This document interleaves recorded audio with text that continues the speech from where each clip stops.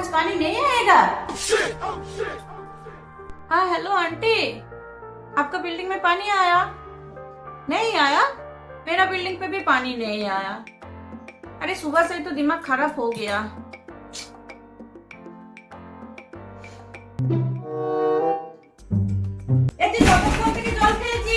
বেরো বেরো তাড়াতাড়ি বেরো, একই জল নেই বেশি। কত জল শেষ করছিস? হ্যাঁ হয়েছে রান্না। আর চান জলই দেয়নি তো চান করবো কি করে? ওই অল্প দুমগ একটু ঢাললাম।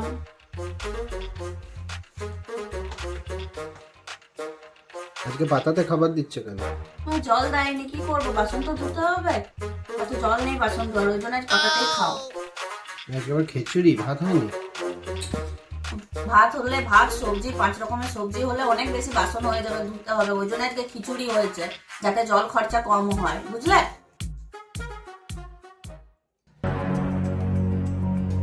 হ্যাঁ তুই তো জল খেয়েছিস, একে জল নেই। তো এত জোরে ফেলবি না, এরকম স্লো ফেলবি, যাতে জলটা কম শেষ হয়, বুঝেছিস? একেই জল দেয়নি, আমার মাথা খারাপ হয়ে আছে, কলটা বন্ধ কর। দূর, কাজেও মন বসছে না। এই জল না দিলে আমার কাজ করারও মুড থাকে না। মাথাটাও হালকা ধরে গেল। বন্ধ করি, আজ আর আমার হবে না। যতক্ষণ না জল দিচ্ছে ততক্ষণ আমার কোনো কাজও হবে না। মাথাটা আমার ধরে গেল বাবা। এই জল জল করে আমার মাথা ধরে যায়, মাইগ্রেনের ব্যথাটা যেন বেড়ে যায়। কি যে করবো, কালকেও যদি জলটা না দেয়।